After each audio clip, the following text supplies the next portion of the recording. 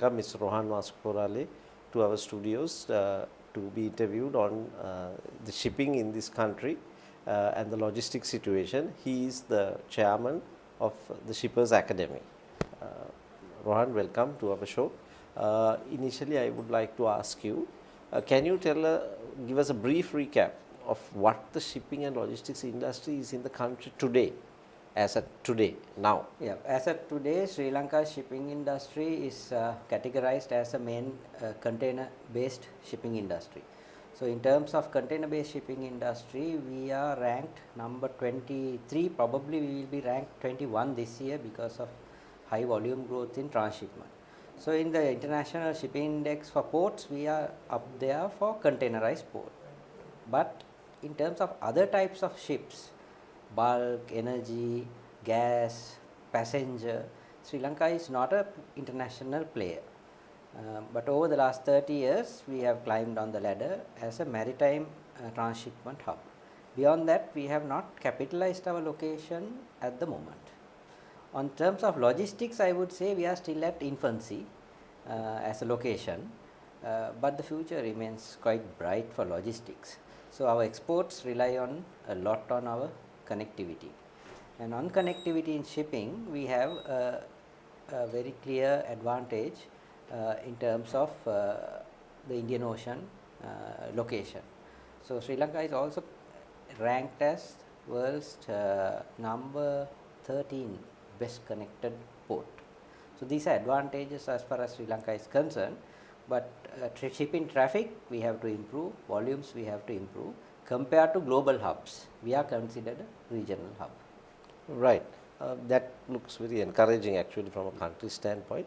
Now, you said in terms of logistics we have to grow. Could you be a little specific? Yeah, logistics is a specific area where you are doing a lot of value added services to global customers. That means you are not just doing a container coming to your port and going through to another destination from one ship to another. But logistics where the goods come into the country, and there is storage, value addition, distribution, which helps global clients in many ways to get into different markets as they want. So, consignments can be small consignments, many number of services going to different countries. So, it becomes an international hub when you have international manufacturers and traders use your location to do value added services, rather getting out of the ship, come into the country and then use your warehouses, roads, ports, airports to do various transactions to supply the global supply chain. So, that is where logistics play into a country like ours, where we connect to the global supply chain in small quantities but big numbers. That gives lot of financial turnover to a country. That is where if you look at like countries like Dubai, Jebel Ali or Singapore has really advanced, whereas Sri Lanka has not yet. But Sri Lanka has a huge potential because we are connecting many continents as well as a massive market north of us in India and Bangladesh, where consumer markets are growing, middle classes are growing. More and more e-commerce is happening. E-commerce is a new area of business. For that you need very advanced logistics services. So, Sri Lanka is now very well geared to get into that logistics services. Yes, now once you put it like that, why is it that we have not gone forward in it? Because in the region we have seen the others grow and we are also in the middle of it. Why would you say is the reason, the specific reason that we have not grown while the others have, especially if Singapore can grow? Yeah. One reason of course very clearly was the war that was present in this country. So, there were no multinationals or international companies very much keen to come and set up permanent infrastructure here to do logistics. That is one of the biggest things. Then we had very backward laws for a very long time in terms of doing business for logistics companies, because logistics needs very speedy movement of both documentation, cargo and finances. You need very much speed. If you do not have speed, customers lose lot of money, consumers lose time, manufacturers lose revenue. So, all that has to be connected in one link in a logistics center. So, Sri Lanka has been relatively backward in those areas over the last so many years, although the transshipment hub was there. Whereas, if you look at Singapore and Dubai are very liberal markets, doing business is very easy and facilitation, trade facilitation is extremely good. So now of course I can see that Sri Lanka is looking into these areas. We created the Commercial Hub Act in 2013 to facilitate free zones. So we are coming up with the concepts. We have had restrictions in land. We have serious issues in getting proper land for investors. But now continuously officials and the government also realizing that the potential is very much there to bring those businesses from Singapore and Dubai, because as per unit cost Sri Lanka is probably the cheapest in the Indian Ocean. If you look at these two hubs and Sri Lanka is right at the middle, we are cost wise much easier, and lot of, on the other hand, we have also not marketed ourselves. So there are a lot of gaps. That is why we are not a good logistics player at the moment. Right. Now, when you speak of logistics and all this cargo moving to and fro across the country, I think I have to bring something up, is the number of container vehicles, prime movers and things like that are moving around the country. Why has that not been properly solved? They are making absolute nuisance of themselves. Once we had a law, I think that they could be only motored after 10 o'clock in the night. And it is not helping them, it's not helping us. So if this has to go forward, I think the railway has to be used, where they have bogies. Why has that not been addressed? Well, a couple of things. Our infrastructure, roads, for a long time have not been expanded the way we want for logistics. Right. So there are corridors of trucking corridors where there is huge congestion. Now, it's not practical to stop them moving during certain times, because ships have certain cut-off times. They don't wait for our laws to do that. They have to sail on time and arrive on time. Right. So therefore, we need to continue to have the supply chain. We cannot have blockages of supplying between factories and the ships. So that is not a practical way of stopping them. The way to solve this is have better infrastructure. Right. Special highways to be built to approach the ports and the airports. That is important, and of course the railway in the long run can play a role. Why Sri Lanka has not gained railway advantage? We don't have scale. If a rail goes from A to B from the port with X number of containers, the return is empty more or less. Nothing is happening. So there is economics in it. To make rail viable, you have to have very long distances. Like countries like India and all these have very long distance or absolutely huge volumes. One of the two you have to have both way traffic. Otherwise, anybody in business, you have to have economies of scale to put a truck or a rail to operate. So therefore, as a result, railway is not making headway. We don't have scale. We go to outstation, return, there is nothing to come. Right? So the railway man has to charge the both way around cost from the guy who is taking to the factory somewhere, which is not going to be economically scalable. Whereas trucking is much scalable in that sense, because it's on demand only to cater to the volume, but it's an expensive mode of transport. Yes. So we as a country, that's why we say we have to convert it into a logistics center where we build in scale for various businesses, and also we need more manufacturing companies, warehousing companies, international chains where they will store large volumes in Sri Lanka. So then we can start building scale. So if you look at all these hubs, it's all based on scale or distance, the railway. Either of them have to come into play. Yeah, one business reality has to come in, but a lot of people think, theoretically, why not? Yes. Theory doesn't, we have to put it to the business practice. Then you will see any business will come into play as long as there is economies for people and there is some profit for the operators. As long as those two are not there, you won't see that, although it might look lucrative for somebody looking from outside. Right. What would you comment on the port and things being done, not done, all that? Yeah, Port of Colombo has been actually, whenever the Port of Colombo since 1980s has been adding capacity, it has grown. Whenever political will has not been there to add capacity, do the infrastructure, it has gone down. Right. So that's the fact. We have delayed a lot of our projects. Country could have probably not handled 7 million TEUs by now. It should have handling 10 to 12 million TEUs. But the delays of infrastructure left Sri Lanka out in terms of decision makers of shipping companies. Shipping companies are global operators who are having their own pressures. Right? There is east-west trade. They also must fill up the ships. There is economics for them. So they look at various countries and see what are our next 3 years future plan. Are there capacity? Is there enough depth? How are the cranes? What are the productivity? They look at all those factors and decide to call on different ports. So if Sri Lanka doesn't give the signal in advance, okay, we are ready for you guys in 5 years, 10 years, we have so much of capacity, we have the newest cranes to operate, then they will put more services to Sri Lanka. So Sri Lanka has gone in the up and down circles because of our lack of proper planning for infrastructure. Right now we are blocked out in Colombo because South Harbour has come. Yes. One terminal is fully operational beyond capacity also. Now for the last 4 years we've been delaying the process of executing the East Container Terminal. Now international players like shipping lines are also watching, is Sri Lankan government or the authorities going to do this, when is it going to be ready? If I don't know your plan to be ready, would I put a service there? I won't. So therefore country can lose in that sense. But in the long run, if we put up the infrastructure, Sri Lanka still has the regional advantage to be the major maritime hub and the transshipment hub. Right now we are a transshipment hub, way more to go for maritime hub. What would you say is the capacity for growth, like within the next 5 years, stay 10%, 20%, what? I think good 10% is, to be fair, is there, because we've been going at 19% in the last year if you look at. Yes. Thanks to the economic growth of India and Bangladesh, South Asia actually is the fastest growing economic region due to those two countries specifically. A lot of output is coming from factories and also consumerism, which means goods in and out from even from China coming into India. India's biggest trading partner is China. So you look at the Asian intra-trade, regional trade itself gives a positive outlook. Economic growth of these regional nations, and you know India has 1.34 billion, nearly 3 billion, going up to 1.5 billion, becoming the second largest economy within the next couple of decades latest. All that is positive for Sri Lanka sitting next to India as a locational advantage for logistics and shipping.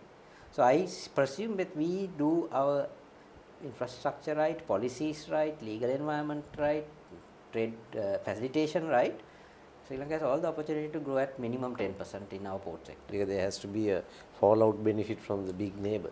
It's natural. If you look at China's case in the 1980s and 90s, because of China's growth at 20-30% GDP, the regional countries actually grew.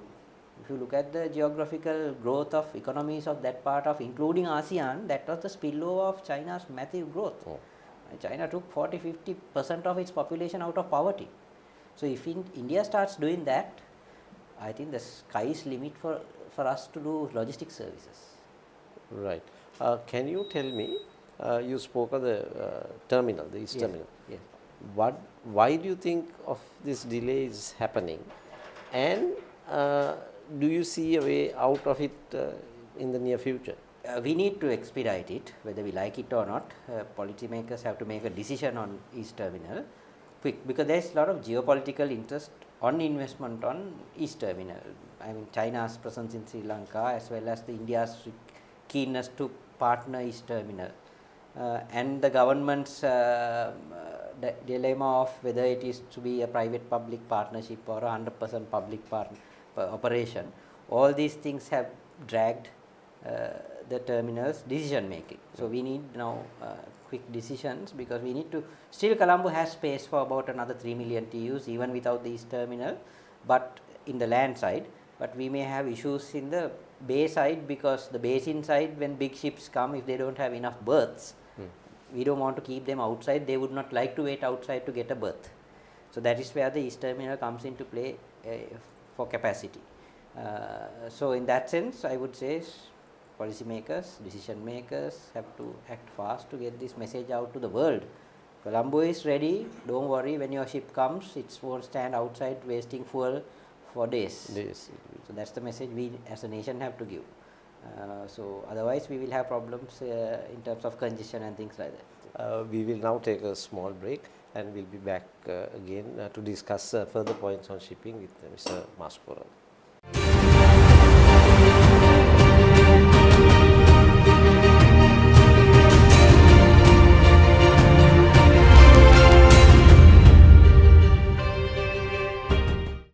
Welcome back, and we will continue our discussion about shipping with Mr. Rohan Masakorala.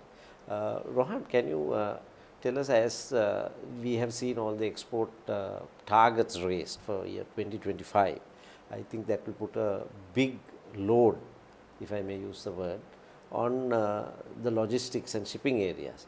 What are you all doing to meet the targets and without having any hiccups on the way? You know, because it has to go hand in hand. There's nothing that we can make if we can't move it out. Correct. So, what have you all done in those aspects? Well, as you may or may not know, I am the chairman of the Logistics Advisory Committee for the National Export Strategy, which is a part of the Export Development Board and coming under the Ministry of International Trade.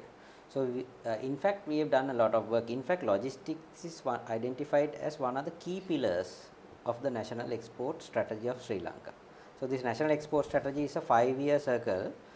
We are working with the International Trade Center Geneva, which we have developed over the last 2 years. Now it is in the phase of actioning our theoretical decisions that we took over the last 2 years.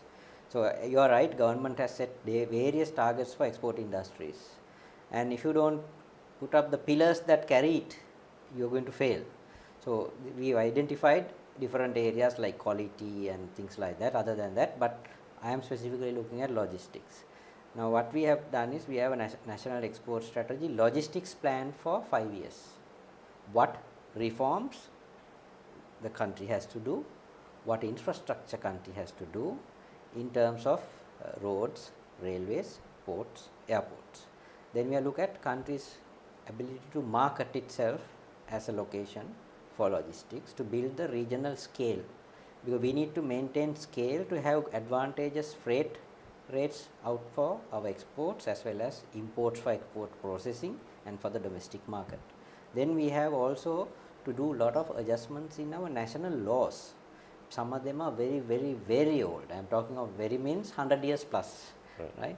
So you can't do modern international trade and join the global supply chain by having that kind of pre-British era laws itself basically governing our supply chain. Can you elaborate? Yeah, you look at simply the customs ordinance. Right. 200 years old with, like our constitution, it has so many 40 odd patches. Right. And still it is legally not structured to support the current industrial needs, current global needs. Therefore, the processes become cumbersome. At the same time, the trade facilitation agreement, which we were part of signatory in 2013 in Bali, gives lot of reforms for trade facilitation by various institutions. So, under the national export strategy, all these are brought into one platform, and we have identified which ministry is responsible or which ministries are responsible, which institutions are responsible, who are the ministers who are responsible, who are the secretaries who are responsible, and who are the heads of government who are responsible to do these reforms. So we have identified many like that 33 points of actions to be completed within a 5-year circle. Some of the things will take some time. Say if to change a whole act, for example, it can take up to 6 months to 1 year, right, because of the country's legal structure. So these are some of the challenging things which we have to do, right. So on the long run, we are first trying to plug what's called the low hanging fruits, simple things like bringing electronic payment systems, electronic signature, reducing the number of documents. So our committee consists of industry people appointed. We have 16 from government and private sector. What we do is now from the committee is to monitor the progress of the report submitted by the International Trade Center, which was approved by the Cabinet of Ministers. So there is a process set. Right. So if we achieve these reforms within the next 5 years, the country will become a more efficient, cost-effective, further cost-effective location, which will help our exporters, which will help foreign direct investment, because foreign direct investors who would like to do trading, value addition, manufacturing will come to a country where the doing business environment is easy and transparent. So that platform we have set up. So the future is based on that platform, and that will help the targets that you were talking to our exporters. And also the national export strategy talks about diversifying the sector beyond tea, rubber, coconut, apparels, and whatever we are doing, it's about 5-6 main in the basket. We talked about boat building, spices, electronic, electrical, light engineering, new areas to be developed under the National Export Strategy targets. So we want to support all those areas through our area is supporting through logistics and trade facilitation reforms. Right. So now also now the exports, they were speaking of having a lot of, especially in the garment sector, future will be looking at a lot of shipments of smaller, higher quality garments or items like that. How will you facilitate that? I mean, are you all going to gear yourself separately for that, to adapt yourself? Because when the markets change, we have to change with it. But when you speak of 5 years, isn't it a little long? No, I am talking of 5 years means if you look at that strategy, there are ones that have to be done end of this year, mid of this year. Right. I mean, if you look at, say, I cannot tell the Hambantota Colombo highway to be built by end of this month or something. No. I look at the practical aspects of the road building. So we also look at practical sides of certain infrastructure, right? Connecting certain nodes of transportation. The railway reforms, it's not going to come overnight because of we have to be practical of the political challenges also. So we are looking at gradual reforms in the laws. We want the customs law to be amended this year somehow, right? Now you specifically talked about garment industry, small quantities to customers. That is what we call the e-commerce platform. That is already done. We have facilitated. That was an achievement by the National Export Strategy. Sri Lanka Customs issued the gazette recently, where you can do e-commerce in a more simpler manner.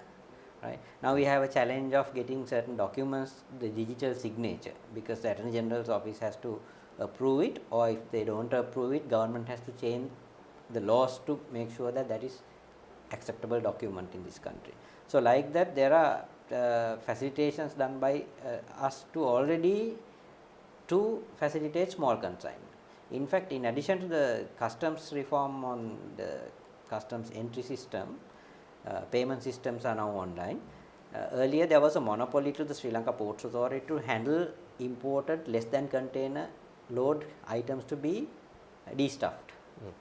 It was absolute monopoly into the Ports Authority. But again last September, Finance Ministry re-gazetted that now it is liberalized, which means logistics companies can get boxes out of the port, de-stuff it, give it to manufacturers for value addition, for re-export. All that whole process has been expanded and speeded up. So these are areas that they need. So we continue to look at their requirements, because industry people are in the committee, we know it, what's going on. So we need to look at the end consumer, the retail of the world, manufacturers, the value additions of the world, how they want goods to be connected, and the speedy location. So as I said at the beginning, Sri Lanka is sitting at one of our strongest, right, selling points, USPs, right, unique selling propositions, is Sri Lanka's logistics, because nobody has thought of it. We always think Singapore as a competitor or Dubai as a competitor. I see it as an opportunity. You see, when you are sitting between the two best logistics centers with 4 days shipping transit, 4 hours flying hours from air, you are connected to the whole world within that period, right? Singapore doesn't have that advantage, because Singapore doesn't connect so fast to Dubai, and Dubai doesn't connect to Singapore so fast, right? Within 4 days and 4 hours, we are connected. What does that mean? Dubai has a global distribution ability to Africa, South America, North America, Europe, Middle East, very fast. So we reach in 4 days to that node. It's all about China's Belt and Road kind of initiative node. Yes. Similarly, we go to Singapore. Singapore is well connected to the US, Russia, Japan, East Asia, Australia. So anybody who is located here, closing your eyes, you know, when you ship out of Sri Lanka, your goods are going to reach these markets within these days. If you ship out the same thing from Singapore to Africa, it's going to be slower. Sri Lanka is right at that's why the center of the Indian Ocean, best located, and the other advantage is we are sitting into the biggest market that's going to emerge within the next 10 years. Okay. So why not convert this into the super hub of international trade, and I am very confident if we put our things, the eggs right in the right place, Yes. this country will, I am a strong believer, it will take our poverty out of, logistics can, shipping can take our poverty out of, put to the history. Right. One other question. Now, with the targets in place and all the other preparations that have gone into achieving these, in another, say, 10 years, hopefully that everything goes well, where do you see our country? If policies are continued, stability of the business environment and the infrastructure input is there, and a factor of India and Bangladesh, our neighbors, South Asia, growing at 6-7% GDP, our economy will double in 10 years minimum, has to, if we put the things right. And also Hambantota. As I said, Hambantota in 10 years time is going to blossom out as a maritime logistics center, and China has the capacity to convert it.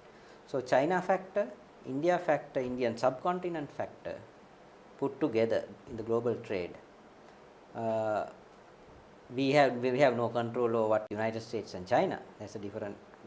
If those relations are bad, that can have a negative impact on global trade, which will affect us also.